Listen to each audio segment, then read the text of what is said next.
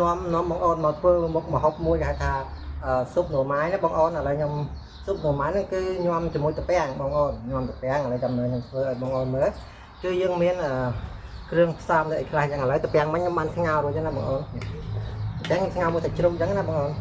ឥឡូវមកជួបជាមួយនឹងមុខម្ហូបដ៏ឆ្ងាញ់ពិសាជាមួយនឹងខ្ញុំបាទហ្នឹងគឺយើងធ្វើស៊ុបหน่อไม้បងអូនស៊ុបหน่อไม้នោះគឺខ្ញុំហៅជាភាសាថៃទេគឺឥឡូវគឺយើងញ៉ាំតាពាំងណាបងអូនញ៉ាំតាពាំងហ្នឹងគឺយើងស្ងោរសិនបងអូនយើងស្ងោររួចទៅយើងស្ងោរគេមានដាក់ស្លឹកអីគេខៀវហ្នឹងខ្ញុំអត់ស្គាល់ទេបងអូនហើយគេមានជាមួយសាច់ជ្រូកដែរបងអូនពេលដែលខ្ញុំស្ងោរតាពាំងណាបងអូនខេងខ្មៅហ្នឹងគឺទឹករុក្ខជាតិអីគេពណ៌ខៀវនោះខ្ញុំអត់ដឹងបងអូនខ្ញុំអត់ស្គាល់ឥឡូវខ្ញុំធ្វើការស្ងោរតាពាំងឲ្យផុយឆ្អិនល្អទៅហើយខ្ញុំធ្វើការសោះនឹងសាច់ជ្រូកបន្តទៀតបងអូនសាច់ជ្រូកនេះយើងសោះវាឲ្យឆ្អិនទៅយើងកហើយយើងយកតាពាំងមកដាក់ជាមួយគ្នាបងអូនតាពាំងដែលយើងបានស្ងោរឆ្អិនហើយមិញណាបងអូនហើយយើងយកតាពាំងនឹងមកស្ងោររួចច្រវល់ជាមួយគ្នាទៅយើងថែមគ្រឿងបាទគ្រឿងនោះមានអីខ្លះទៅបងអូនមានដូចជាអង្គលេងទេម្ទេសល្អាតម្ទេសម៉ត់យើងបងអូនហើយ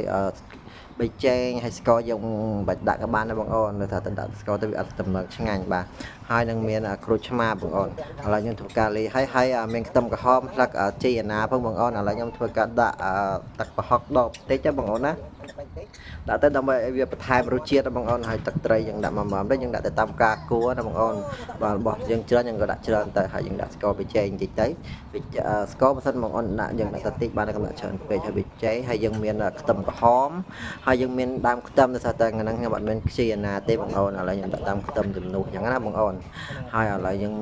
ដាក់ម្ទេសម៉ត់បន្ថែមបន្តិចបងអូនចូលចិត្តហើយដាក់ច្រើនទៅហើយកុំភ្លេចជាមួយនឹងកលេងបាទកលេងពេលដែលយើងដាក់ទៅ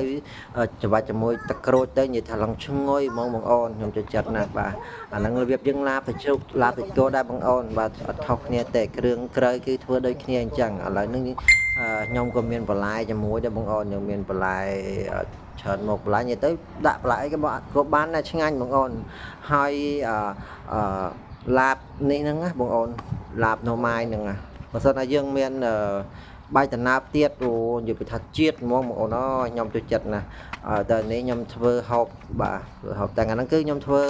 អត់បានហូបនៅផ្ទះទេគឺខ្ញុំធ្វើយកទៅកន្លែងឡើងកាចាយឲ្យបងក៏ឡើងកាចាយណាបងអូនឥឡូវខ្ញុំធ្វើការភ្លក់សិនណាបងអូននិយាយថាដាក់ទៅខ្ទើតិចបាទស្ទើរទឹកត្រីឥឡូវថែមទឹកត្រីតិចឥឡូវខ្ញុំមានស្លឹកកាភ្លូទេបងអូនអើយស្លឹកកាភ្លូត្រីផ្ទះហ្នឹងល្អណាស់ខ្ញុំបេះមកពី3តងមកចាំមកហូបឥឡូវឃើញថារសជាតិបានហើយពុកម៉ាំងអូនរសជាតិបានឥឡូវរៀបចំបន្លែរៀបចំគ្រឿងដើម្បីយកទៅឡើងអាចារ្យបងអូនតែអាហ្នឹង